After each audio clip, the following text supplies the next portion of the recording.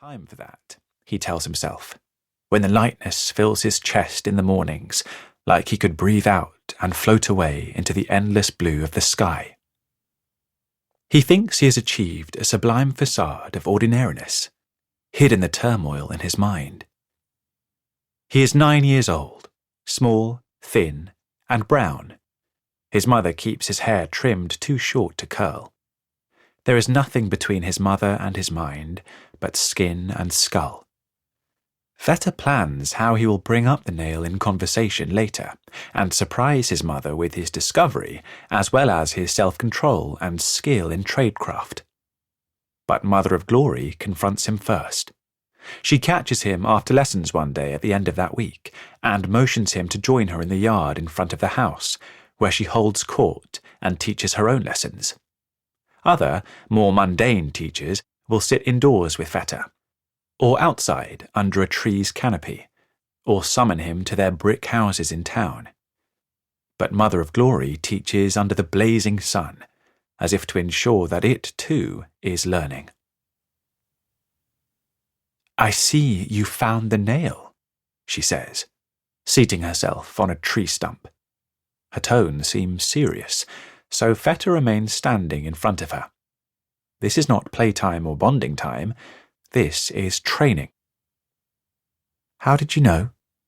Fetter says, after a few seconds of furious wondering whether denial would serve any purpose, and then deciding that it would merely embarrass him. "I was so careful not to let on." "You were quite good," Mother of Glory says. This is about as much of a compliment as Fetter gets. Mother of Glory is serious about the craft. "But you missed the telltale hair that broke when you opened the lacquer box. I've been checking it every day for years. What have you learned from this?" "To always check for a telltale hair," Fetter says, though not sulkily. Mother of Glory disapproves of attitude, at least when aimed in her direction, but sometimes appreciates humour. She smiles at this, but waves her hand for him to continue. "To plan better?" Fetter says, and this earns him a wince. "Don't make an answer an ask," Mother of Glory says. "What you should have learned is to expect your enemy's intelligence. Look for countermeasures before you act." "Yes, Mother," Fetter says. She seems not in the mood for questions, so he doesn't ask any. They are both silent for a while. "Don't worry about not having a shadow," Mother of Glory says, finally. It seems to Fetter as if she was going to say something else, but changed her mind. "The effect on your covert missions will be negligible. Nobody notices things like that. You'll have to learn how to stay grounded, though." That's the only instruction that Mother of Glory ever gives on the floating. Over the next couple of years, Fetter teaches himself how. There are other oddities that he doesn't mention to his mother. He's not entirely sure whether they are real, or some kind of fallacy in his thinking or perception. It seems to him that he ages slowly. At 10, he's smaller than his age mates.